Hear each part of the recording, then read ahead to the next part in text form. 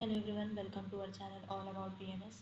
सो अब हमारा next topic जो है वो पदार्थ का है। उसमें अभी हम लोग प्रमाण एवं परीक्षा जो है वो देखने वाले हैं। ठीक है, अभी सबसे पहले प्रमाण क्या होता है। तो मेनली जो प्रमाण है, जो प्रमाण है, प्रमाण मतलब क्या होता है। प्रमाण मतलब होता है एक तो प्रूफ, या तो सोर्स ऑफ नॉलेज, या तो मीन्स ऑफ नॉलेज। मतलब कि हमें कहाँ से प्रूफ मिलेगा, कहाँ से नॉलेज मिलेगा, तो उसके बारे में ये चैप्टर है प्रमाण। ठीक है, प्रमाण मतलब ये होता है कि प्रूफ। एक तो प्रमाण मतलब क्या होता है कि किसी भी चीज़ का प्रूफ मिलना, या तो किसी भी चीज़ के द्वारा हम लोग को नॉलेज जो है, ज्ञान की प्राप्ति होना, उसको हम लोग क्या बोलते हैं, प्रमाण बोलते हैं। एवं परीक्षा, परीक्षा मतलब जैसे कि हम लोग का एग्ज़ाम वगैरह हो गया वो।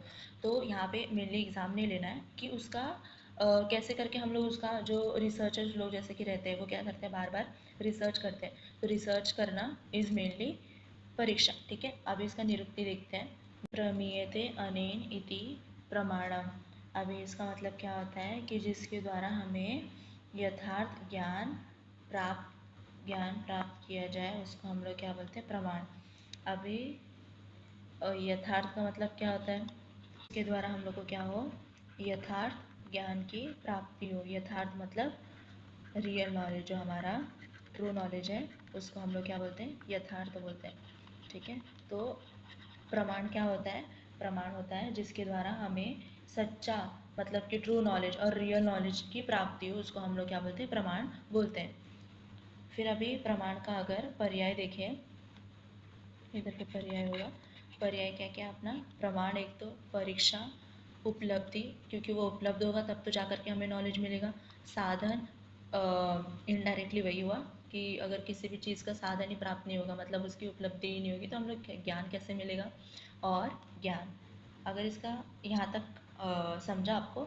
सबसे पहले हम लोगों ने इसमें निरुक्ति देखा, प्रमेयते अनेनिति प्रमाणम, जिसमें हम लोग को यथार्थ ज्ञान की प्राप्ति हो, यथार्थ ज्ञान ग्रहण कर सके। यथार्थ मतलब रियल नॉलेज या तो ट्रू नॉलेज। अगर उसका पर्याय देखें तो प्रमाण, परीक्षा, उपलब्धि, साधन, ये सब क्या है, उसके पर्याय है।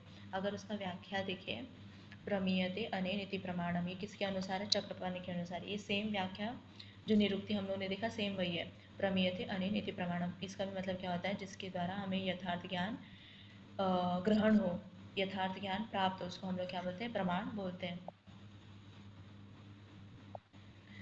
अभी नेक्स्ट क्या है, अभी इसके टोटल हम लोग ने चार व्याख्या देखे हैं। सबसे पहले तो ये हो गया।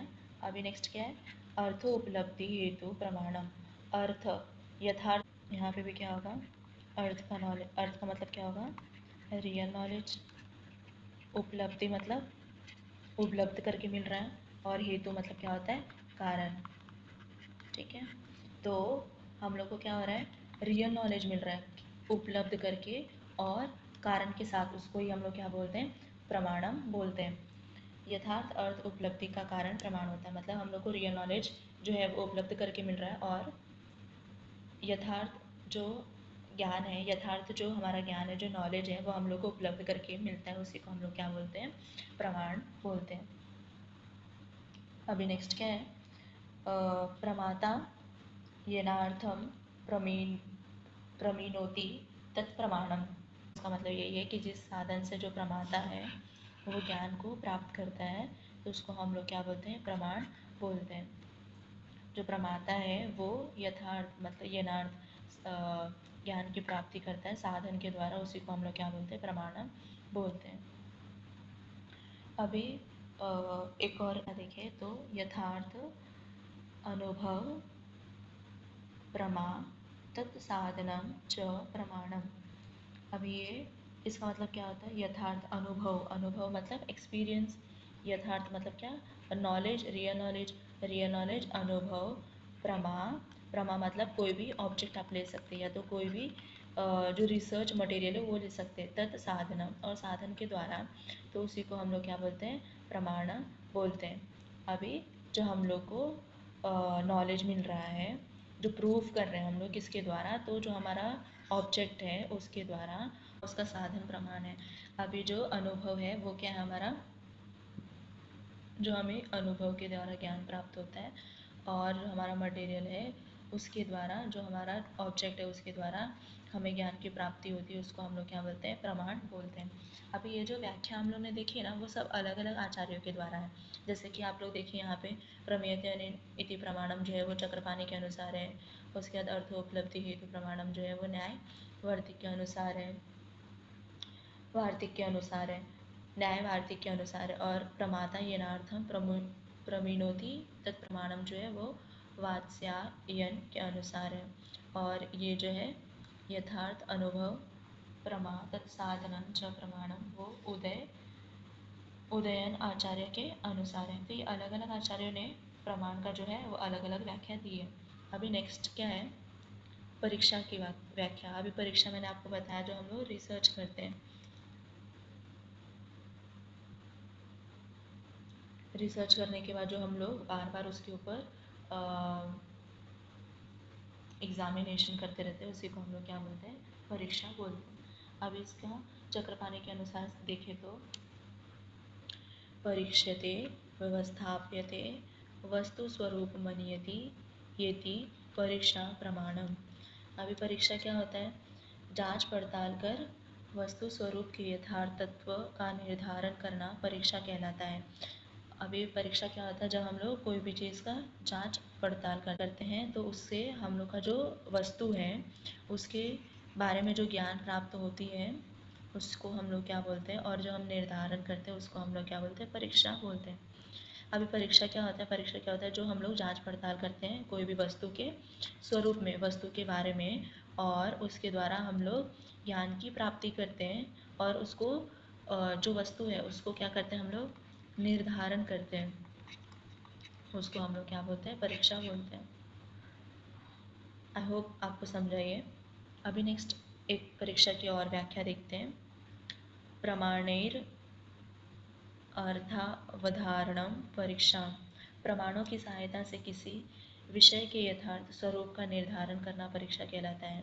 अभी जो हम लोगों ने प्रमाण देखा कि प्रूफ देखा कि प्रूफ की सहायता से हम अलग अलग विषयों पर जा करके यथार्थ मतलब उसका जो ट्रू नॉलेज है उसको लेंगे, ग्रहण करेंगे, और उसके बाद हम कुछ निर्धारण पे जाएंगे, उसी को हम लोग क्या बोलते हैं, परीक्षा बोलते हैं। अब इसमें जो है वो 3 टर्मिनोलॉजी है। सबसे पहले क्या है, प्रमा, प्रमेय और प्रमाता, ठीक है।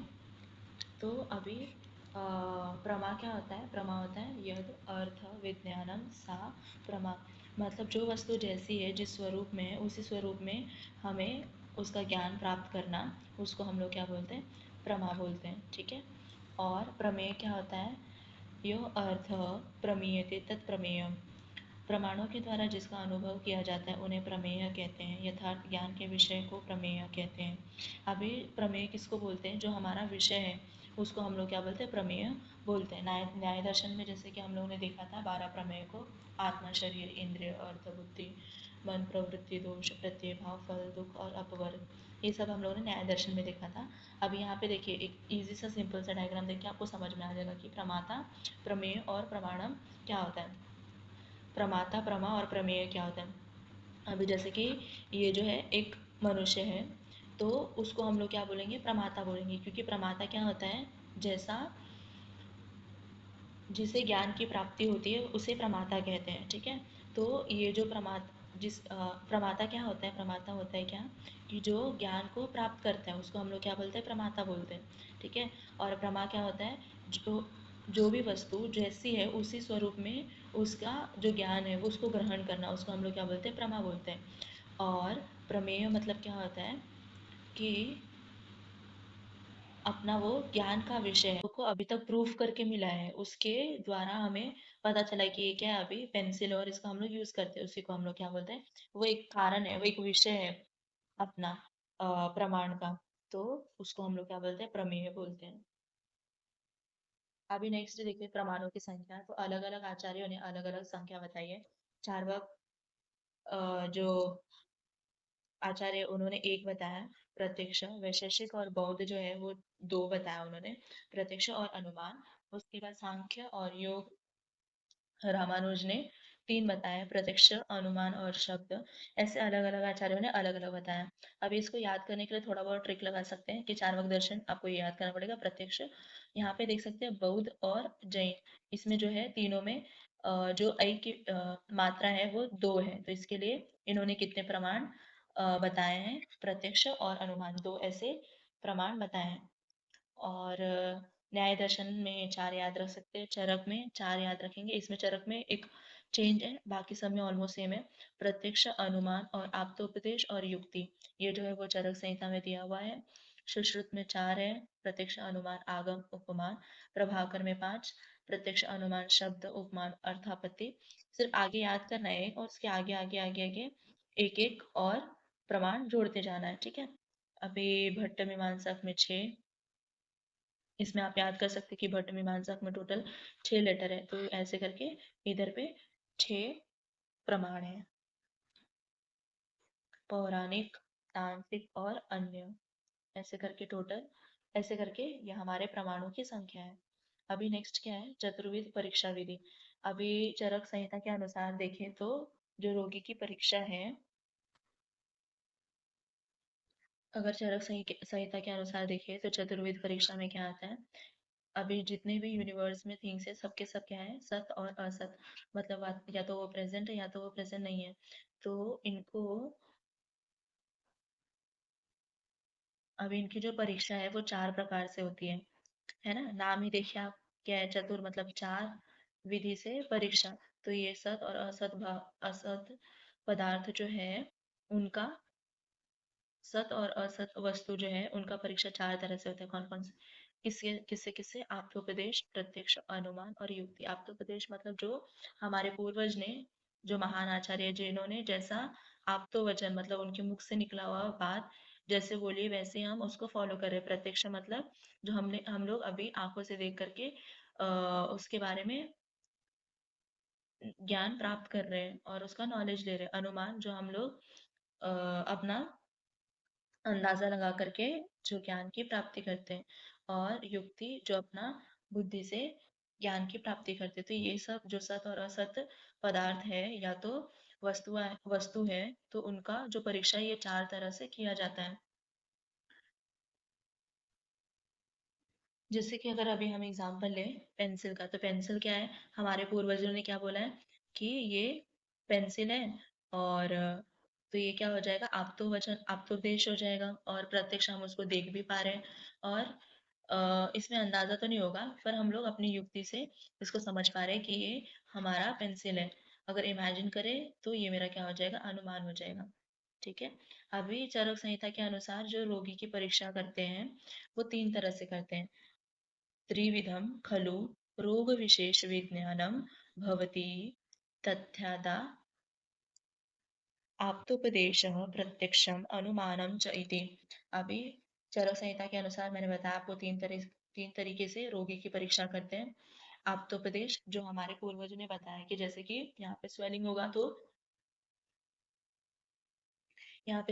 तो वो पित्त दोष के कारण होगा। प्रत्यक्ष जो हम लोग देख करके पता करें, और अनुमान जो हम लोग अंदाजा लगाते हैं कि ऐसा होगा।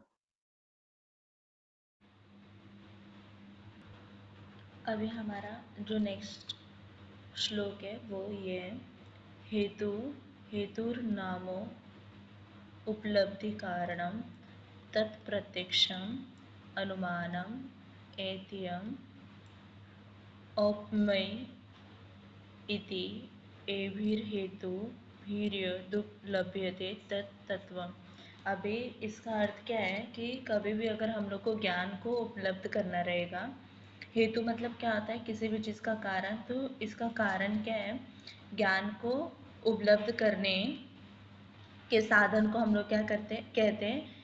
अभी हेतु कहते हैं। तो ज्ञान को उपलब्ध करने के लिए हम लोग को किसकी ज़रूरत रहती है? साधन। साधन मतलब क्या होता है? किसी भी चीज़ का, किसी भी जो रिसोर्सेस रहते हैं अपने, उसको हम लोग क्या बोलते हैं? साधन बोलते हैं। तो जब तक अगर रिसोर्सेस नहीं रहेंगे तब तक हम लोग को ज्ञान की प्राप्ति नहीं होगी। अब ये जो ज्ञान की प्राप्ति है उसको करने के लिए 3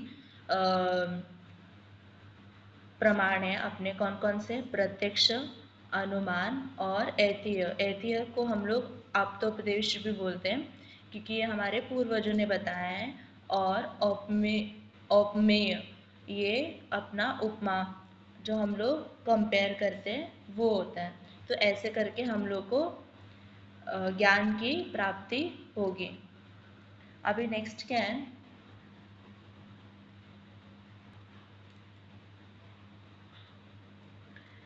त्रिविध प्रमाणों में सभी प्रमाणों का समावेश। अभी जो हम लोग ने 3 प्रमाण देखे ना, कौन कौन से, प्रत्यक्ष, अनुमान और आप्तोपदेश। अभी ये तीनों के अंडर ही सबके सब जितने भी प्रमाण हैं अपने आ जाते हैं, समावेश मतलब उनके अंडर आ जाते हैं, ठीक है। तो अभी सबसे पहले देखिए प्रत्यक्ष और अनुमान में, तो उपमान जो अपना कंपैरिजन है वो इसमें आता है। अर्थापत्ति, जो भी हम लोग को, जैसे हम लोग ने अधिकरण सिद्धांत में देखा था ना, कि अगर हम लोग को किसी भी चीज़ के बारे में थोड़ा सा ज्ञान होता है तो उसके आगे का भी समझ में आ जाता है। जैसे कि किसी इंसान ने दिन में खाना नहीं खाया तो वो 100% रात में खाएगा ही, ऐसे। और अभाव, किसी भी चीज़ का भाव नहीं होना, और संभव, किसी भी चीज़ का होना, ऐसे करके हम लोग को ये त्रिविध जो अपना प्रत्यक्ष और अनुमान है, ये तीनों प्रमाण इसके अंदर आ जाएंगे। फिर उसके बाद नेक्स्ट क्या है, अनुमान। अनुमान में चेष्टा मतलब हम लोग जो प्रयत्न करते वो, और युक्ति, ये दोनों समावेश होते हैं अनुमान में। और आप्तोपदेश में ऐतिह्य, जो हमारे पूर्वजों ने बताया है। अभी नेक्स्ट क्या है,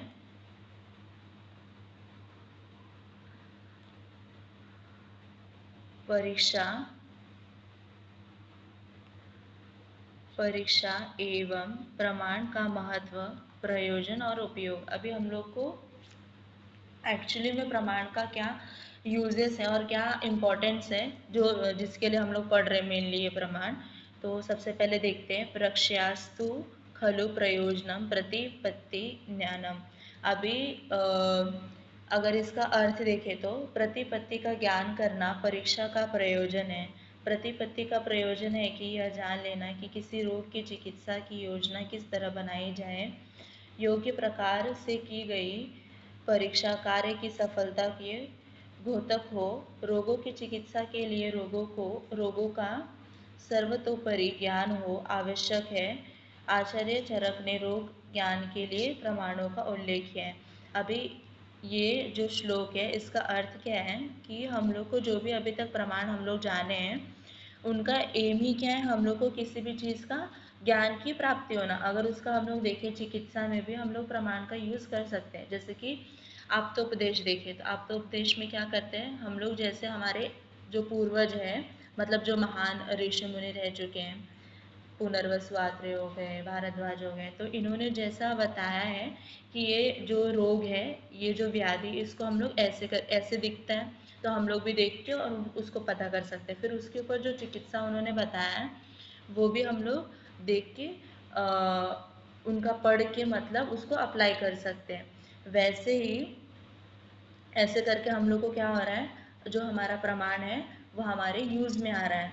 और वैसे ही अगर हम लोग देखें प्रत्यक्ष और अनुमान, तो हमारे जैसे पूर्वजों ने देख करके बताया है कि ये ऐसा दिखता है, तो हम लोग भी बता सकते हैं कि ये बीमारी ऐसा दिखता है। जैसे कि अगर एग्जाम्पल ले तो अगर किसी को इन्फ्लेमेशन हुआ है तो वो हम लोग को कैसे पता चलेगा, देख के पता चलेगा, तो वो हमारा क्या हो जाएगा, प्रत्यक्ष प्रमाण हो जाएगा। वैसे ही अगर हम लोग देखें अनुमान, तो अनुमान में हम लोग ये अंदाज़ा लगा सकते हैं कि अगर किसी के नी जॉइंट में अगर वो इन्फ्लेमेशन हुआ है तो हम लोग ऐसा अनुमान लगा सकते हैं कि वो बर्साइटिस का पेशेंट है, ऐसे करके भी सोच सकते हैं। तो ऐसे करके हमारा जो तीनों प्रमाण है वो हमारे चिकित्सा करते समय उपयोग होता है। तो अब ये जो चरक संहिता है उसके अनुसार इन्होंने भी यही बताया, आप्तोपदेशन प्रत्यक्ष करणेन प्रत्यक्षकरणेन प्रत्यक्षकरणेन च अनुमानेन च व्याधीन सम्यक् विद्या द्विचक्षण। अभी आयुर्वेद का भी जो एम है वो क्या है, मेनली रोग को पूरी तरीके से ठीक करना और जो स्वस्थ व्यक्ति है उनको स्वस्थ रखना। तो इसके वजह से ये जो जितने भी अपने प्रमाण हैं वो सब हमारा आयुर्वेद के अंदर आता है, ताकि हम जो रोग है, जो व्याधि है, उसको भी निर्माण ना होने दें। और जो व्याधि से ग्रस्त व्यक्ति है उसको हम लोग ठीक कर पाए। ऐसे करके जो हमारे तीनों प्रमाण हैं वो हमारे चिकित्सा करते समय बहुत ज़्यादा उपयोगी हैं। अभी आगे देखें तो चिकित्सा में नेक्स्ट क्या है, चिकित्सा में परीक्षा विधि की उपयोगिता। अभी चिकित्सा करते समय जो हम लोगों ने परीक्षा देखा, कौन से 3 परीक्षा देखे हम लोगों ने चरण के अनुसार रोगी की परीक्षा करते समय। सबसे पहले आप्तोपदेश, फिर प्रत्यक्ष, फिर उसके बाद तीसरा क्या है, अनुमान। अनुमान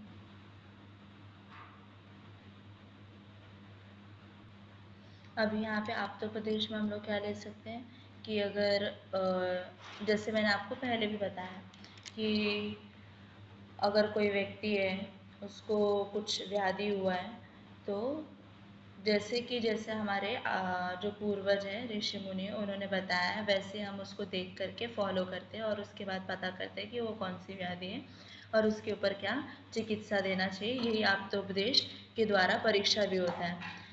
वैद्य रोगों की परीक्षा के लिए आप्तोपदेश करते हैं। एक ही रोग की परीक्षा करते समय वह ऐसी प्रकोपनों वाले, ऐसी प्रकृति वाले, ऐसे कारणों वाले, ऐसे स्वरूप वाले, ऐसे स्थान वाले, ऐसे वेदना वाले, ऐसे शब्द स्पर्श रूप रस और गंध वाले, ऐसे उपद्रवों वाले, ऐसे वृद्धि स्थान और क्षय वाले, ऐसे भविष्य वाला, ऐसे नाम वाले और ऐसे योग वाले हैं।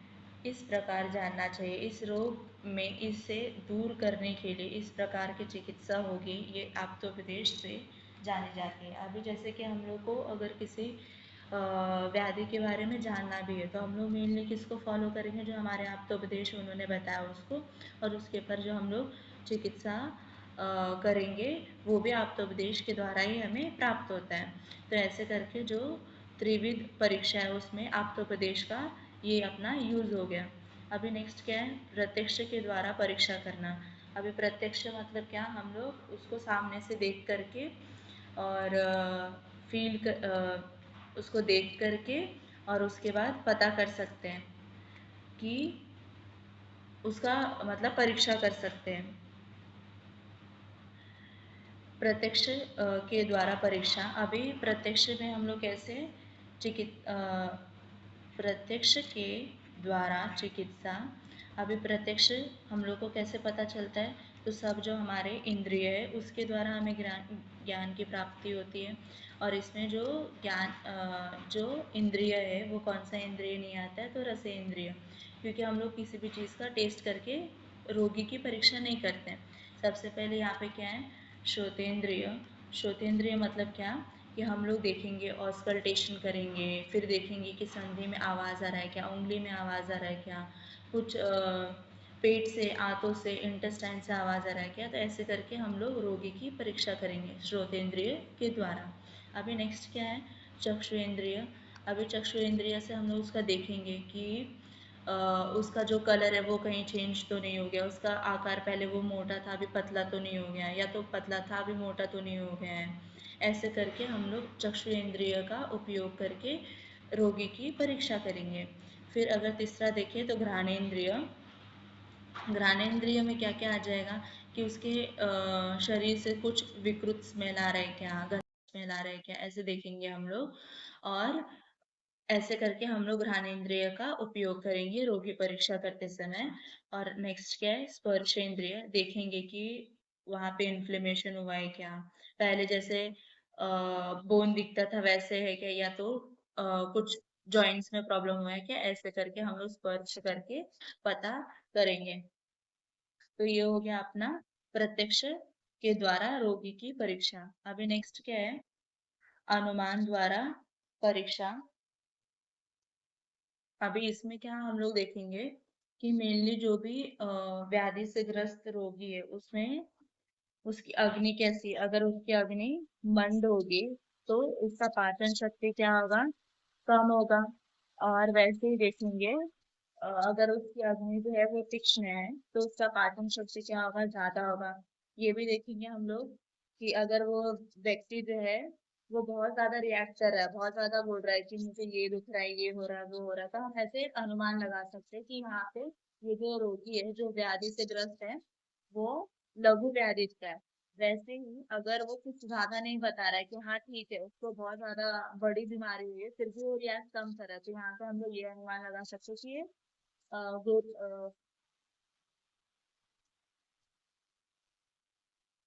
गुरु व्याधित है। वैसे ही हम लोग ऐसे देख करके अलग अलग अनुमान लगा सकते हैं कि इसका पाचन शक्ति कम है इसके वजह से इसको कॉन्स्टिपेशन हो रहा है या तो वात वृद्धि हो गया है तो इसके वजह से कॉन्स्टिपेशन हो रहा है। वैसे ही अगर किसी का वजन बढ़ रहा है तो हम ऐसा अंदाजा लगा सकते हैं कि ऑब्वियसली वो ज्यादा बैठ के देर तक काम करता है इसकी वजह से उसका कफ दोष जो है वो बढ़ रहा है। ऐसे करके हम लोग अनुमान लगा सकते हैं रोगी की परीक्षा करते समय। तो यहाँ पे आके ये चैप्टर खत्म होता है। आई होप आपको सब क्लियर होगा और वीडियो अच्छी लगी तो चैनल को सब्सक्राइब कीजिए वीडियो को लाइक कीजिए। Thanks for watching.